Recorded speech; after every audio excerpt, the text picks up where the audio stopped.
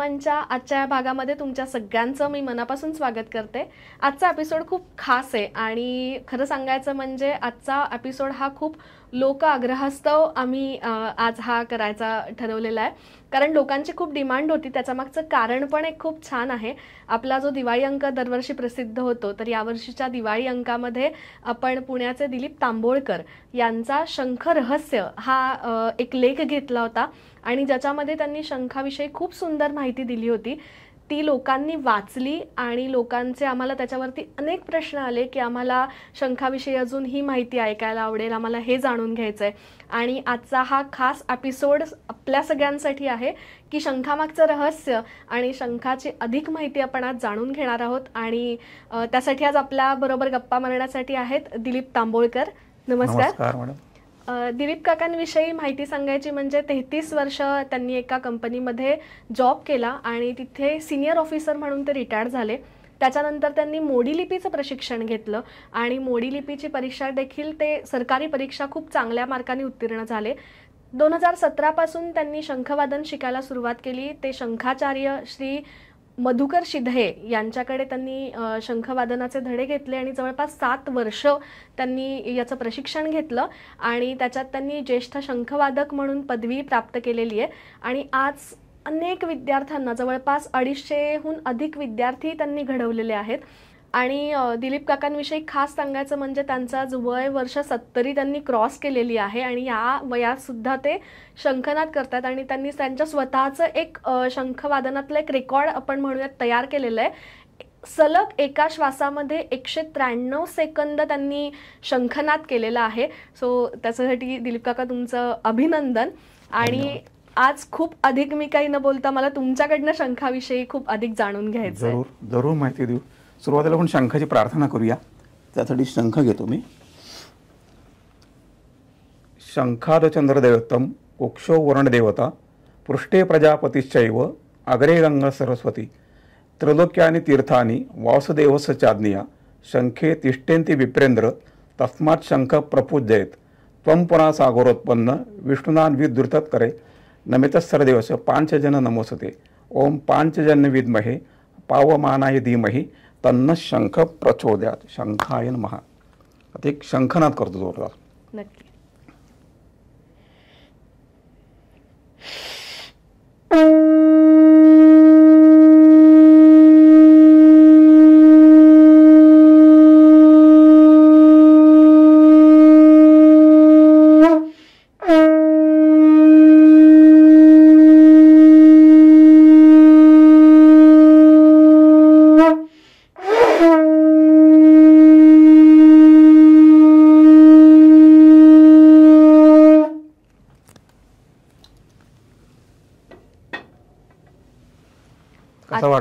खूप सुंदर म्हणजे एक ती सकारात्मकता म्हणतो ना आपण, ती त्या शंखाच्या नादामधनं एक खूप सुंदर रित्या जाणवली। खरंच आहे, वातावरण निर्मिती तयार होते त्याच्यामुळे। खरंय, एक धार्मिक वातावरण तयार होतं, वातावरण निर्मिती तयार होते। त्यामुळे शंखनाद हा व्हावा, प्रत्येक शुभ कार्याचे शंखनाद व्हावा आणि त्याला मान्यता आहे अच्छा होण्याकरता। आणि शंखाचे प्रकार कुठले आहेत काका? शंखाचे मुख्य प्रकार 3: दक्षिणावर्त, वामवर्त आणि मध्यावर्त। वामवर्त म्हणजे त्या डाव्या बाजूला जो पन्हाळ उघडते ज्यात पाणी भरतो आपण, ह्याला वामवर्त म्हणतात। दक्षिणावर्त शंख पूजेतला असतो, तो वाजवत नाहीत, हा दक्षिणावर्त शंख। याची पन्हाळ उजवीकडे उघडते अच्छा समोरून पाहिल्यावर। आणि तिसरा शंख आहे मध्यावर्त, तो हा शंख हे मध्यावर्त, डावीकडे नाही उजवीकडे नाही, मध्यभागी इथे, हे मध्यावर्त शंख। हा असे 3 प्रकार आहेत त्याचे एकूण। शंख जेव्हा मिळतो, समुद्रामध्ये शंख मिळतो, तर त्याच्या अवस्था काय असतात? अवस्था म्हणजे त्याचे कशा प्रकारे शंखावरती प्रक्रिया केली जाते? कारण तो माझ्या मते डायरेक्ट जो मिळालेला शंख असतो तसा वाजवला जातो का, किंवा कशा पद्धतीने त्याची जडणघडण होते? मी तुम्हाला एक नमुना दाखवतो शंखाचा। समुद्रातून शंख बाहेर काढतात तेव्हा तो असा दिसतो, शेवळल्यासारखा पूर्ण। इथे गुरु असतो, तर तोंड फोडलेलं नसतं, त्यावेळी संपूर्ण असा असतो तो शंख, म्हणजे एक आवरण असतं। हे ते शेवाळ वगैरे असं ना, ते वाळल्यानंतर असं दिसतं, ते नंतर हाताळून निघून जातं। नंतर वरचा गुरु जो असतो शेंडीसारखा आकार असतो तो कट करतात तो, म्हणजे हा वाजाचा शंख तयार होतो. पण हा असा वाजतो शंख? हो वाजतो, हा छान वाजतो. आपण याचा नाद ऐकूयात.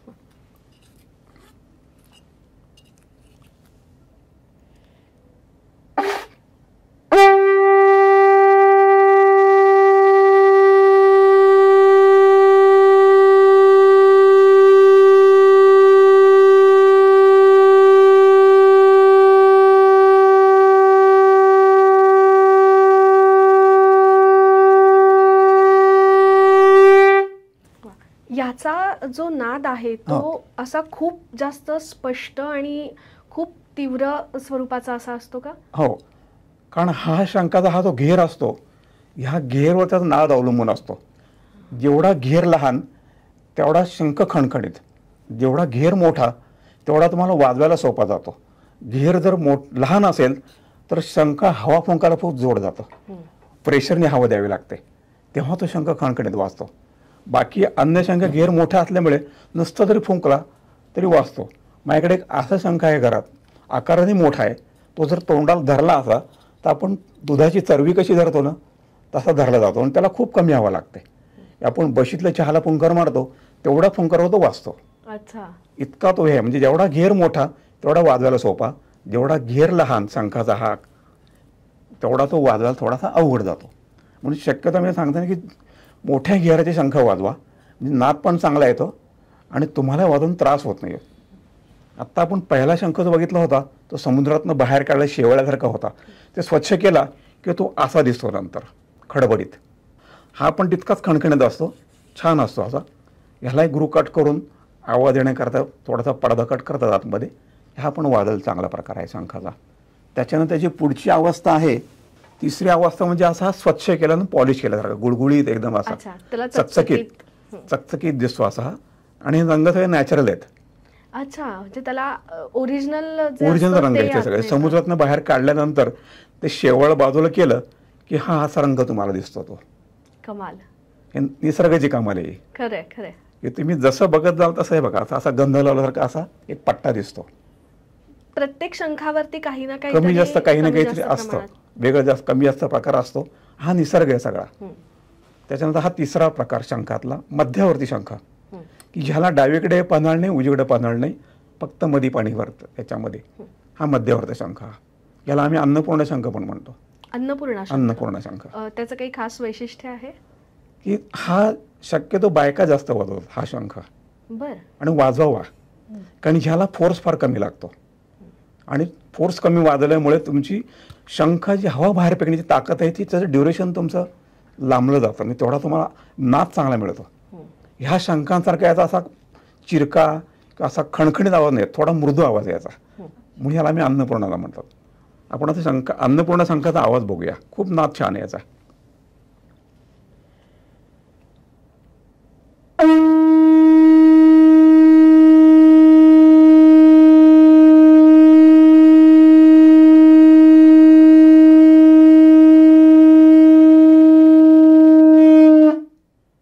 तिसरा प्रकार शंखाचा हा मध्यवर्ती दक्षिणावर्ती शंख किंवा ह्याला लक्ष्मी शंख पण म्हणतात. हा ज्याचं जो पन्हाळ जे आहे हे तुमच्या डाव्या बाजूला आहे, सॉरी उजवीकडे आहे. उजवीकडे पन्हाळ आहे. ह्याची प्रतिष्ठापना करताना ठराविक मुहूर्तावरच प्रतिष्ठापना करतात ह्या शंखाची. दक्षिणावर्ती शंख हा, ह्याची प्रतिष्ठापना ठराविक मुहूर्तावरच केली जाते. जसं की चतुर्थी, अष्टमी, एकादशी किंवा गुरुपुष्य अशा मुहूर्तावर याची पूजा करतात आणि हा प्रतिष्ठापना करून पूजेत ठेवतात. याचे लाभ सुद्धा लोकांना बऱ्यापैकी झालेले आहेत. असं लोकांचे अनुभव लोकांनी कथन केलेत. आणि काही लोक खास हाच शंख वापरतात अनुभव घेण्याकरता, आणि अनुभव आहेत लोकांनी, छान अनुभव झालेत. असे शंखाचे 3 प्रकार आहेत एकूण. म्हणजे कुठल्याही गोष्टीवरती एक विश्वास आणि श्रद्धा आपण पाहिजे ठेवलीत की तुम्हाला त्याचे अनुभव परिणाम मिळत जातात, अनुभूती मिळत जाते. परिणाम म्हणजे अनुभूती, कारण प्रत्येकाची अनुभूती वेगळी आहे. परिणाम तोच असतो पण अनुभूती प्रत्येकाची, जशी व्यक्ती इतक्या प्रकृती, जेवढे शंख तेवढे आवाज. प्रत्येक शंखाचा आवाज वेगळा, एकसारखा आवाज कुठेही येत नाही. किती शंख घ्या, समोर जरी 10 लोक शंख घेऊन बसले, 10 जणांनी जरी 10 शंख वाजवले तरी प्रत्येक शंखाचा आवाज हा वेगळा आहे. कुठलाही शंख तुम्हाला एकसारखं दिसणार नाही. त्यामुळे त्याची अनुभूती प्रत्येकाने घ्यावी लागते आणि ती घ्यावी असा माझा आग्रह आहे लोकांना. आत्तापर्यंत मी तुम्हाला जे सगळे शंख दाखवले त्याच्यापेक्षा हा एक वेगळा शंख आहे, याला गौरी शंख म्हणतात. गौरी शंख. गौरी शंख ह्या शंखाला शेपूट नसते. म्हणजे असं जे टोक सगळ्या शंखांचं तर ते मागे निमुळत असतं ते ह्याला नाहीये. आणि हे जे डॉट्स आहेत रेड कलरचे तांबड्या रंगाचे आहेत हे याचे ओरिजिनल डॉट्स आहेत.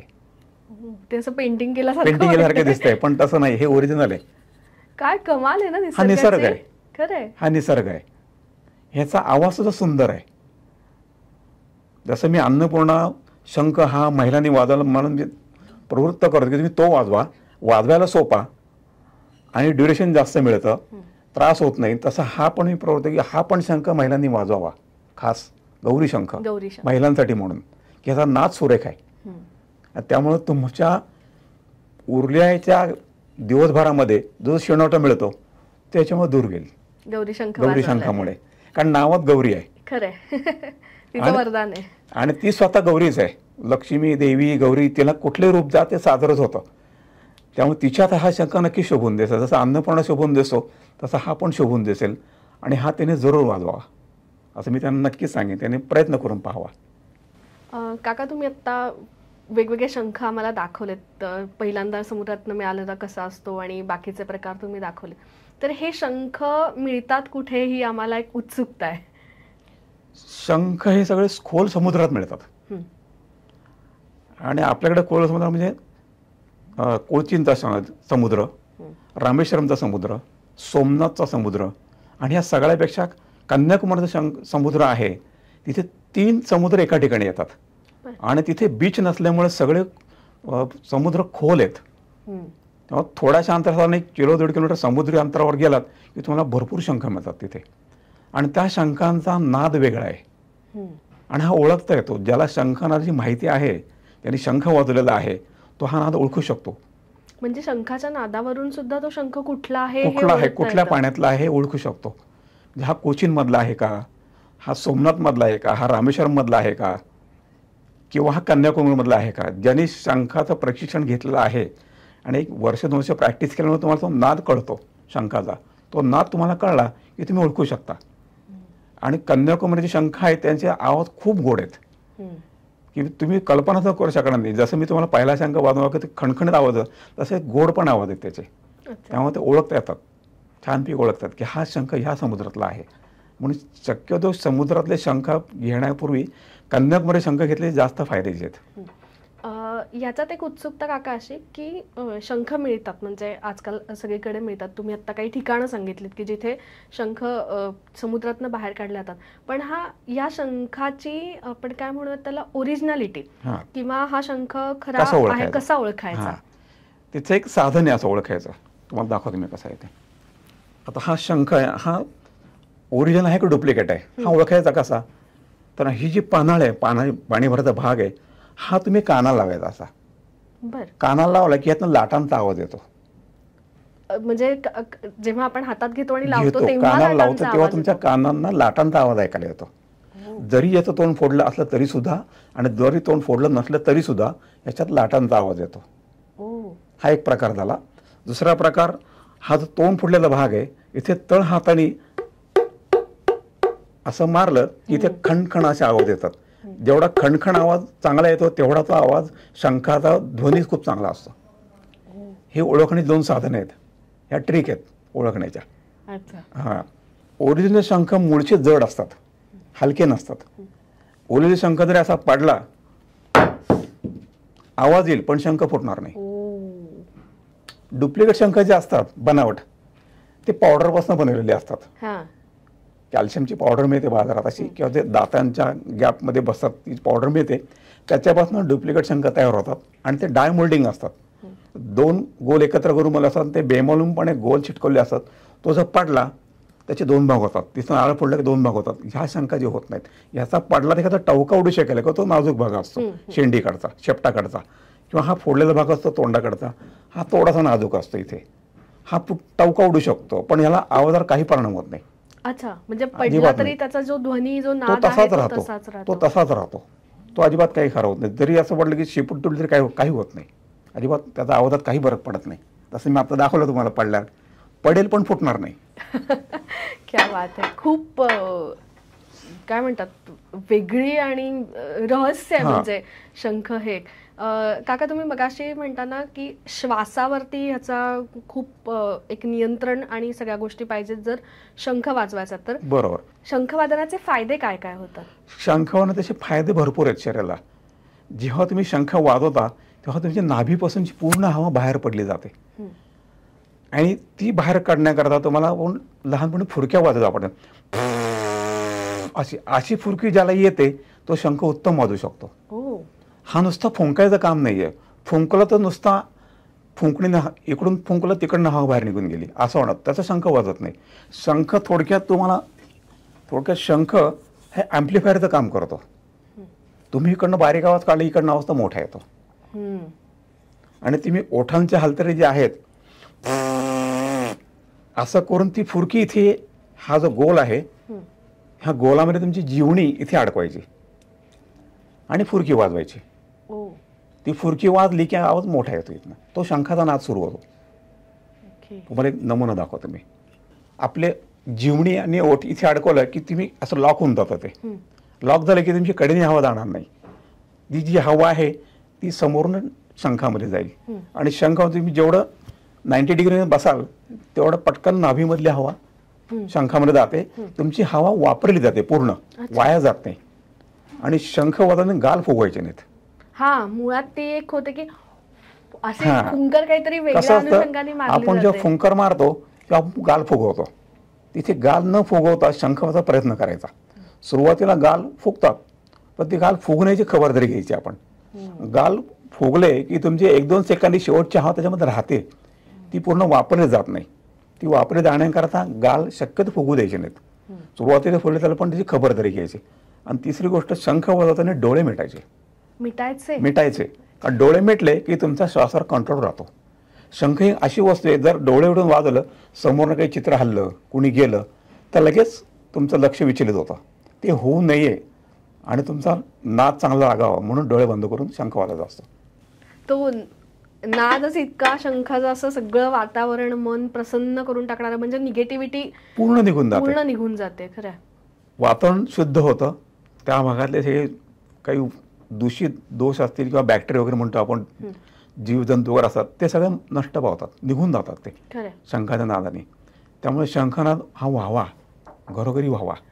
आता तुम्ही घरोघरी शंखनाद व्हावा, आता घरोघरी इतके तर शंखाचे प्रकार नाही कारण त्यातला तो एक रसिक भाग पाहिजे. पण प्रत्येकाच्या घरात देव्हाऱ्यात शंख असतो जो आपण पूजेचा शंख असा म्हणतो. बरोबर. तो पूजेचा शंख जो असतो तो ओळखायचा कसा किंवा त्याची काही एक विशिष्ट त्याचं काही आहे का? पूजेचे शंख शक्यतो दाखवतो तुम्हाला. माझ्याकडे छोटा शंख आणला मी. हा पूजेतला शंख आहे. किती छोटा शंख आहे. ह्याला सुद्धा कानाला लावलं की नाद ऐकायला येतो. एवढ्या छोट्यात सुद्धा ऐकायला येतो. हा ओरिजिनल शंख आहे. पूजेतला शंख ह्याचा हा जो वरचा भाग आहे शेंड्यासारखा हा कधी कट करत नाहीत. हा खंड असतो. हा म्हणजे जसे तुम्ही मगाशी शंख दाखवलेत की त्याचा भाग तो वरचा कट केलेला होता तो वाजवण्याकरता. मी त्याला आपण भंगला म्हणतो आपल्या मराठी भाषेत. तो भंगला म्हणतो म्हणून त्याची पूजा करत नाहीत. आणि ज्याची पूजा करतात त्याचा शेंडा किंवा वरचा हा गुरु आहे म्हणता याला, हा कट करत नाहीत. हा खंड असतो. हा पूजेमध्ये नेहमी अखंड वस्तू वापरली जाते. त्यामुळे हा शंख पूजेचा अखंड असा वापरला जातो. शंख ही समुद्रात मिळाला असं म्हणजे शंखाला एक देवस्वरूप प्राप्त झालं. जसं सूर्यचंद्र आहेत तसं शंखाला देवस्वरूप प्राप्त झालेलं आहे. आणि पूजेमध्ये जेव्हा शंख असतो तेव्हा तुमच्या त्या देव्हाऱ्यात आणि घरामध्ये देवस्वरूप प्राप्त झालेलं असतं. म्हणून पूजेमध्ये नेहमी शंख असावा घरामध्ये ज्याची पूजा केली जाते. आणि ह्या शंखामध्ये जेव्हा पाणी भरतो आपण, शंख ही समुद्रातली देवता आहे त्यामुळे त्याच्यामध्ये कायम पाणी भरलं जातं शंख समुद्रात असल्यामुळे. आणि पाणी भरलं दुसऱ्या दिवशी हे पाणी लोक घेतात, जे पितात, प्राशन करतात किंवा घरात शिंपडतात शुद्ध पाणी म्हणून. त्याच्यामुळे निगेटिव्हिटी निघून जाते सगळी. आणि पूजेतला शंखाचं तोंड म्हणजे त्याचं जे मुख आहे ते कुठे असावं असाही अनेकदा प्रश्न. पूजेच्या शंखातलं मुख शक्यतो पूर्वोत्तर असावं. जेव्हा पूजा करता तुम्ही बसता देवासमोर बसलात की डाव्या हाताला घंटी असावी आणि उजव्या बाजूला शंख असावा की त्याचं तोंड मुख घंटीकडे असावा. म्हणजे हा जो पन्हाळीचा भाग आहे तो आतल्या बाजूला देवाच्या बाजूला, पूजा करण्याच्या बाजूला नाही, असा पाहिजे. असा नाही, विरुद्ध दिशेला नाही. घंटी आणि शंख असे समोरासमोर पाहिजेत म्हणजे पूर्वोत्तर ही बाजू आतल्या बाजूला पाहिजे देवाची, देवाकडे. अशा रीतीने तो शंख ठेवला जातो. त्याला ते आढणी म्हणतात. आढणी, हा, ती खाली ठेवतात. आढणी असते, त्या आढणीवर असा बसतो. काका अनेकदा तो ती कासवाच्या ह्याची कधी कधी असते काही जणांकडे, कासवाचं मुख असलेली. कासवाचं मुख असलेलं. त्याचं पण काही एक लॉजिक आहे का? त्याचं लॉजिक असं आहे की शंख हा ठेवण्याकरता जी वस्तूला आढणी, त्याचं जे रूप असतं ते शंख अशासारखं असतं तुमच्या कासवाच्या गतीवर. कासव ज्या गतीने तुमची प्रगती करतात तशी तुमची प्रगती व्हावी हा त्याचा मागचा एक उद्देश आहे.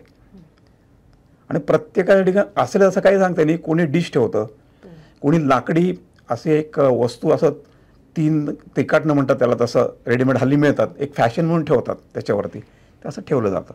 पण शक्यतो आढणीवर शंख ठेवा की जेणेकरून त्या याच्या कासवाच्या पाठीवर ते दिसायला पण छान दिसतं. त्यामागे शास्त्रीय कारण पण तसं आहे ते, की तुमची प्रगती दिवसेंदिवस वाढत जावी कासवाच्या गतीने, हा त्याचा मागचा हेतू आहे. मगाशी दिलीप काका तुम्ही एक अन्नपूर्णा शंख आम्हाला दाखवलात की जो महिला जास्त करून वाजवतात. पण हा एक समज आहे की महिलांनी शंख वाजवू नये, तर हे योग्य आहे का अयोग्य आहे? अयोग्य आहे. महिलांनी शंख वाजवावा. बंगालमध्ये बघा तुम्ही, बंगालमध्ये महिला देवीच्या नवरात्रामध्ये भरपूर शंख वाजवतात. आणि महिलांनी शंख का वाजवायचा की जेव्हा तुम्ही शंख शिकता वाजवता तेव्हा तुमची प्रगती होते भरपूर, आणि त्याहीपेक्षा तुमच्या बॉडीला सूट होतो. तुमच्या अडचणीच्या काळात जेव्हा तुमचं ओटीपोटी दुखायला लागतं तेव्हा शंख वाजवल्यामुळे त्याच्यावर दाब पडतो. दाब पडल्यामुळे तुमचा त्रास कमी होतो. म्हणून महिलांनी शंख वाजवावा. आणि महिला पुरुषांपेक्षा उत्तम शंख वाजवतात, कारण त्यांचं कॉन्सन्ट्रेशन खूप चांगलं असतं. तसं पुरुषांचं नसतं, आहे पण काही प्रमाणात असतं. पण महिलांनी शंख वाजवावेत. खूप छान प्रश्न विचारला तुम्ही. महिलांनी शंख वाजवा, अंधश्रद्धा ही की महिलांनी शंख वाजू नयेत म्हणून. पण महिलांनी शंख वाजवतात. आमचा ग्रुप आहे पुण्यामध्ये, पांचजन्य शंखनाद पथक म्हणून. आमच्या याच्यामध्ये 13 महिला आहेत, त्या उत्तम शंख वाजवतात, आमच्यापेक्षा चांगले वाजवतात. आणि त्याच्यात एक लिमिटेशन येते असं पण म्हणलं जातं की तो श्वास जो कंट्रोल करायचा असतो वाजवताना, तर त्याचा काही परिणाम महिलांचा शंख वादनावरती होतो का? नाही होत, नाही होत, अजिबात परिणाम होत नाही. कारण जसं तुमचे सराव वाढत जातो तसं तुमचा शंखनाद करायची गती वाढत जाते.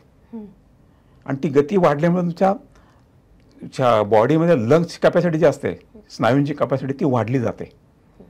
ती वाढली गेल्यामुळे तुम्हाला शंख वाजवण्याकरता प्रेरित केला जातो, त्यातून वाजवा म्हणून. त्यामुळे महिलांनी शंख जरूर वाजवायचा.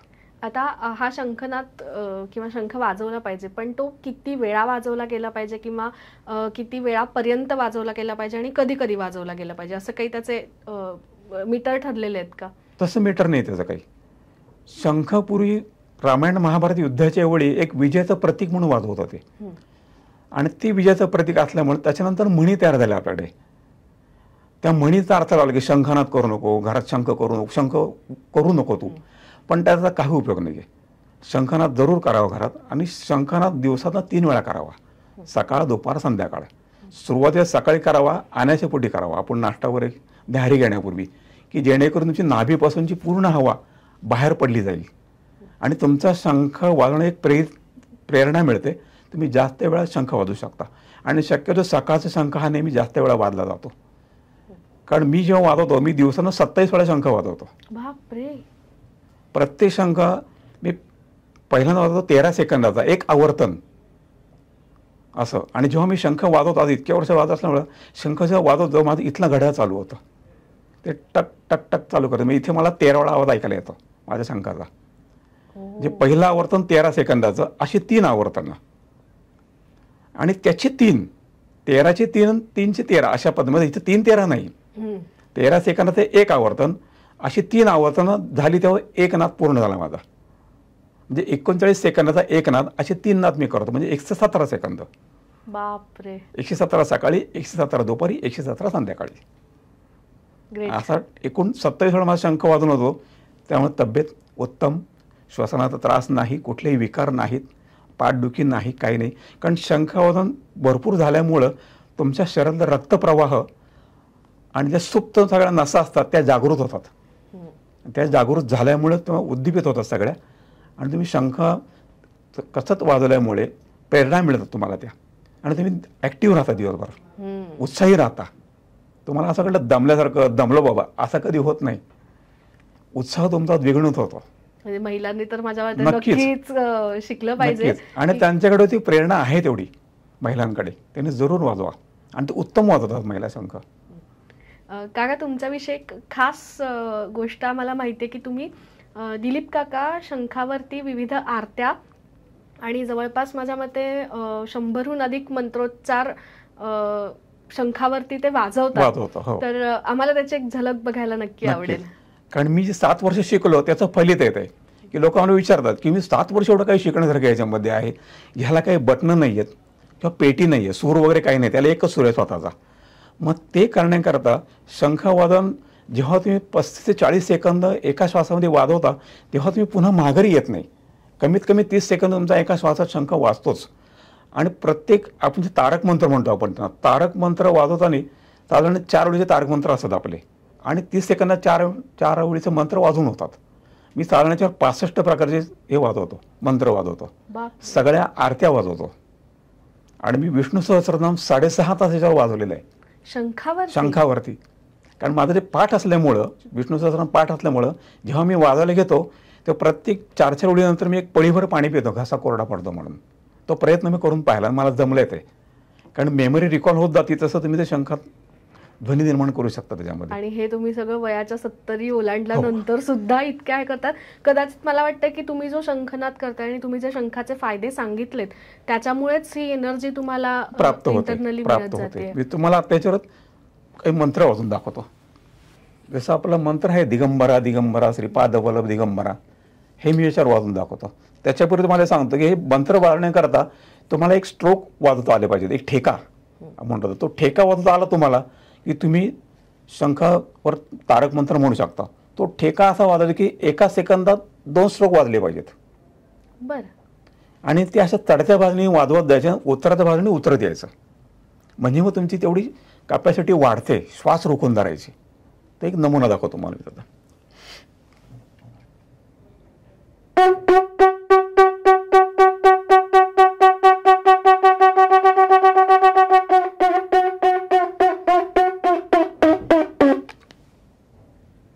ह्या पद्धतीने चढत्या बाजूने वर जायचं, पुन्हा उतरत यायचं. त्यामुळे स्ट्रोकची कॅपॅसिटी, ठोक्याची कॅपॅसिटी तुमची वाढते आणि तुम्ही कुठलाही तारक मंत्र म्हणू शकता. आता मला एक तारक मंत्र मी वाजून दाखवतो.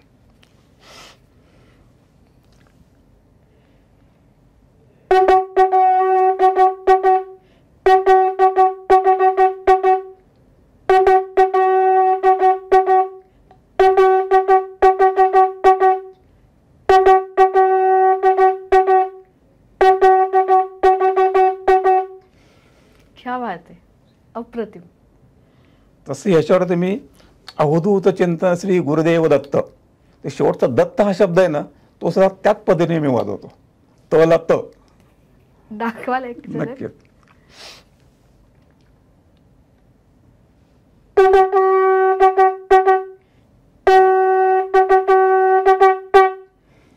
सुंदर. कुठलाही तारक मंत्र वाजवतो 3 वेळा वाजवायचा. 3 वेळा वाजवायचा. 3 वेळा वाजवायचा. जसं आता दिगंबरा दिगंबरा मी 3 वेळा वाजवलं, तसा हा पण मंत्र मी 3 वेळा वाजवून दाखवतो.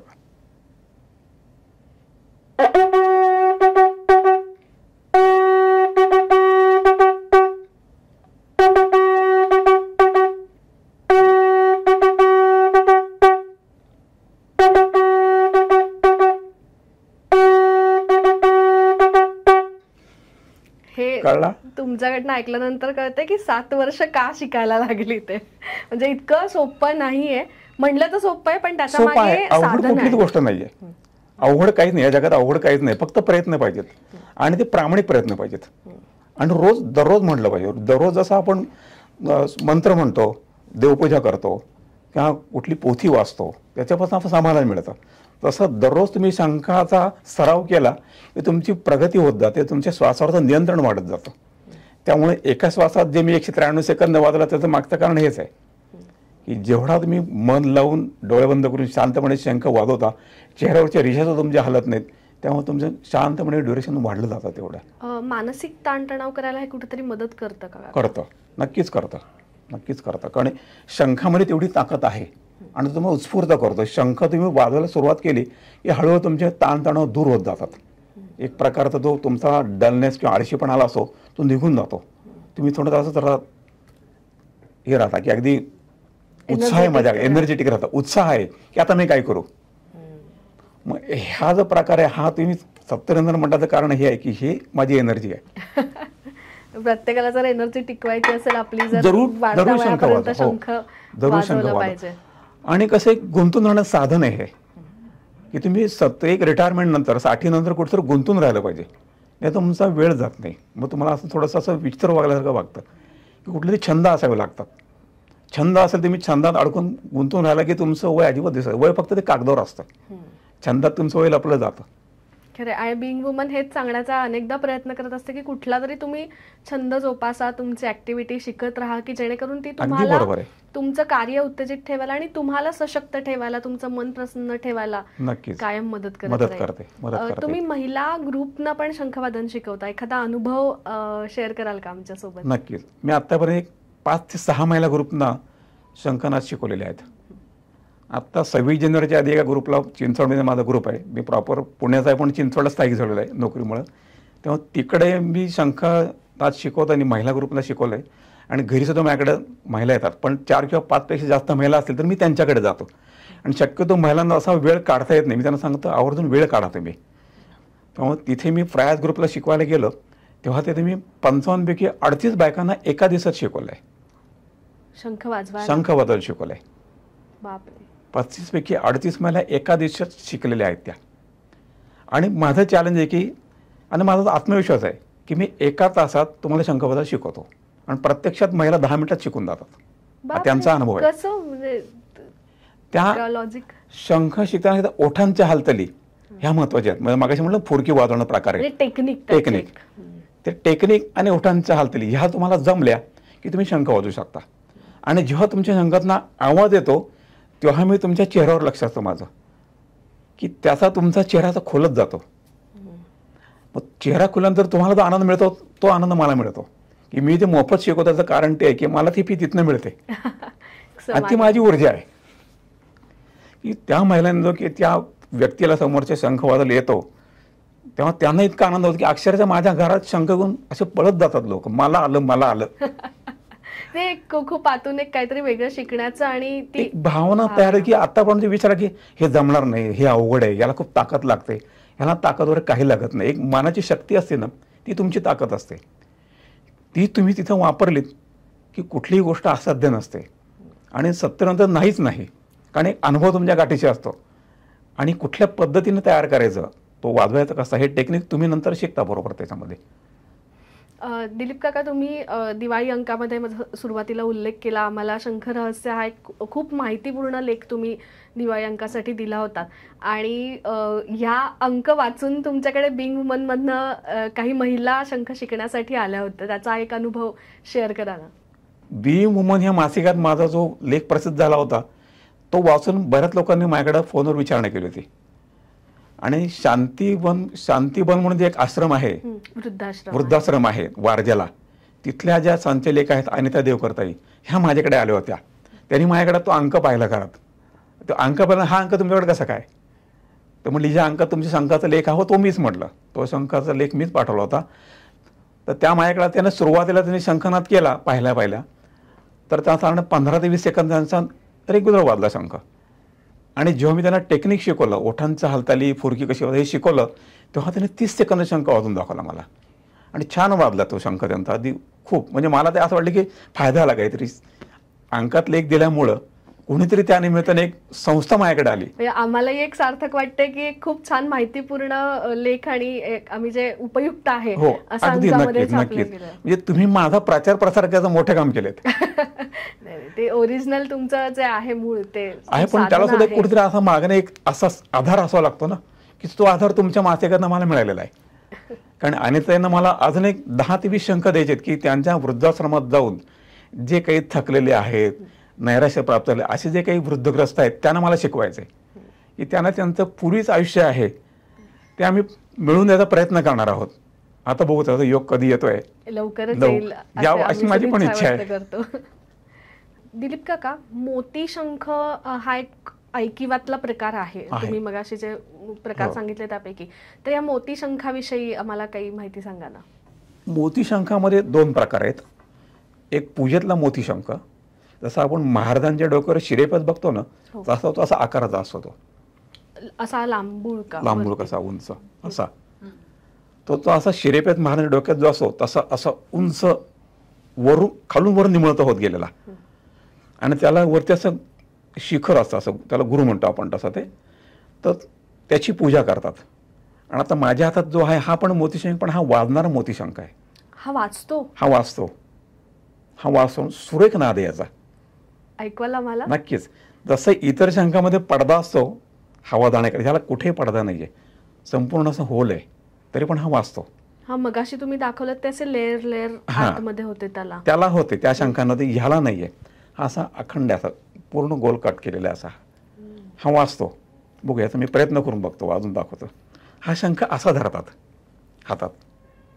हा पुढनं पण काहीतरी दिसायला माझ्या मते जरा वेगळा आहे, म्हणजे नॉर्मल जी तुम्ही पन्हाळी जो प्रकार ह्याला नाहीये, ह्याला मागच्या बाजूला आहे, त्यामुळे जे 3 प्रकार जे आहेत त्याच्यामध्ये हा येत नाही. हा जनरली हा पूजेमध्ये येतो, पण हा वाजवायचा शंख आहे, मोती शंख वाजवायचा. हा मी वाजवण्याचा प्रयत्न करून दाखवलो तुम्हाला.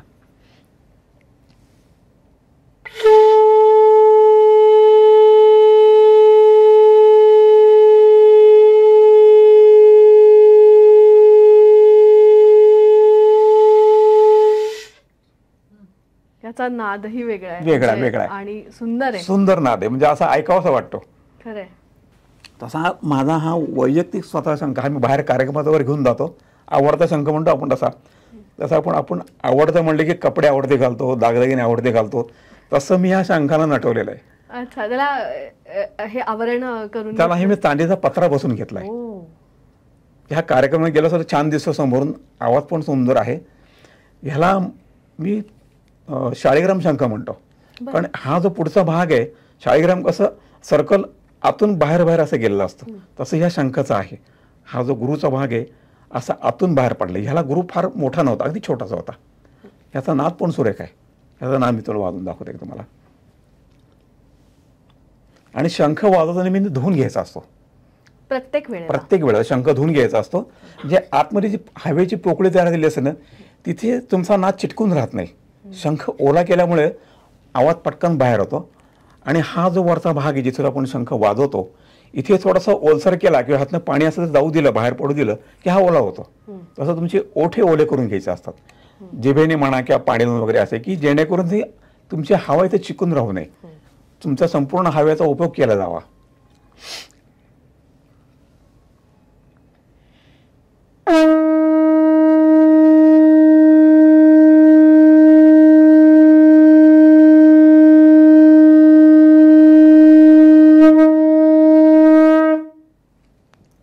मस्त.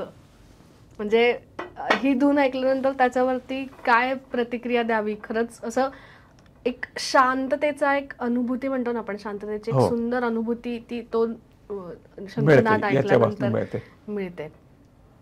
शंख वाजवणे आरोग्याचे फायदे काय असतात ते सांगतो. शंख वाजवल्यामुळे मागाच्या म्हटल्याप्रमाणे तुमच्या सुप्त नसा किंवा रक्तवाहिन्या ज्या सुप्त असतात त्या जागृत होतात, उद्दीपित होतात, आणि तुमच्या संपूर्ण शरीरामध्ये रक्तप्रवाह असा व्यवस्थित चालू राहतो आणि तुम्ही ॲक्टिव्ह राहता. तसं शंखाच्या वादनामुळे तुमचा हा जो भाग आहे गळ्याचा, मला व्होकल कॉर्ड म्हणतात त्याला, ह्याचा जो आवाज जो असतो तो मोकळा होतो.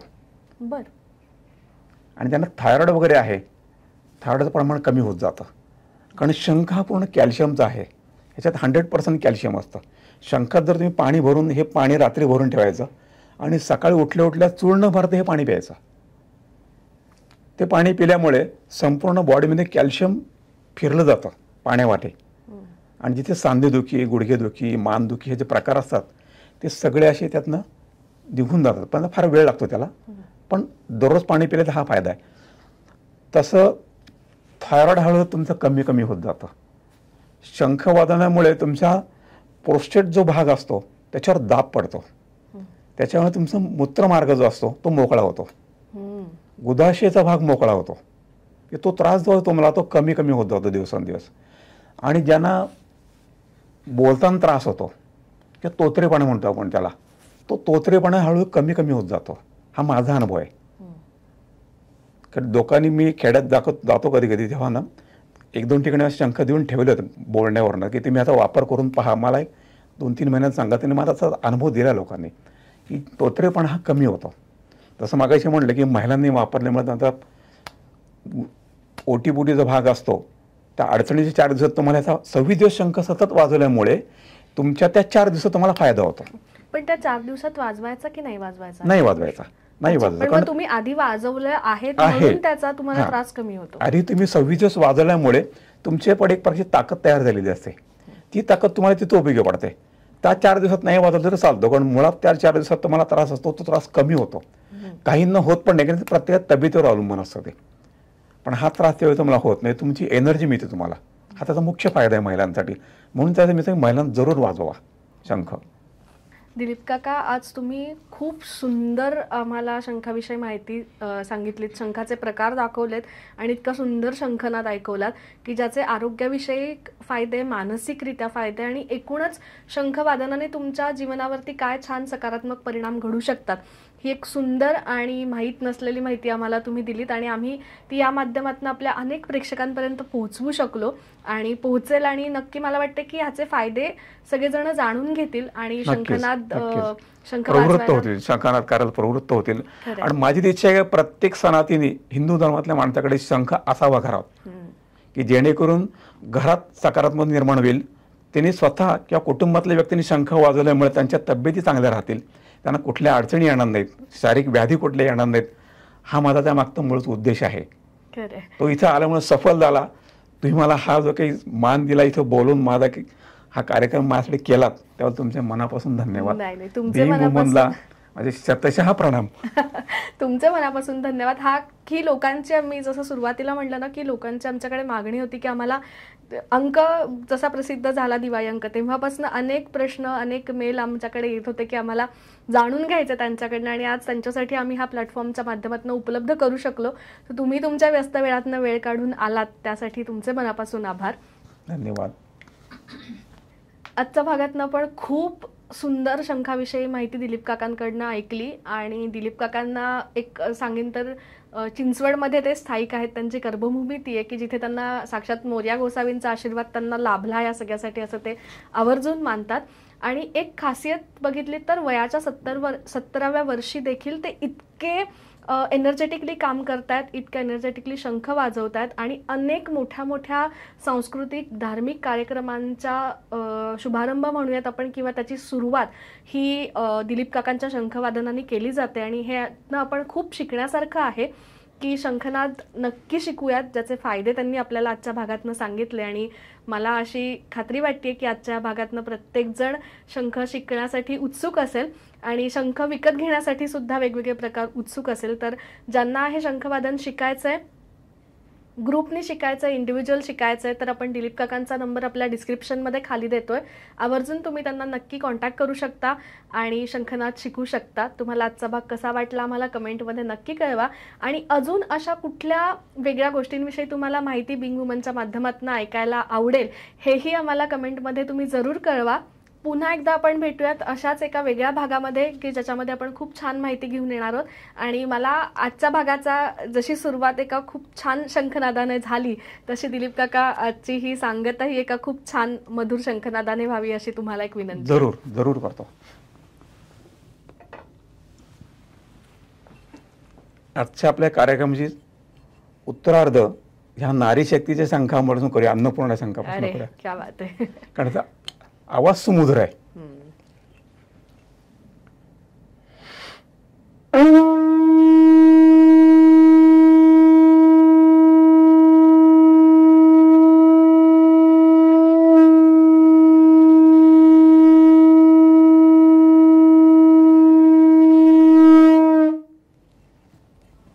धन्यवाद.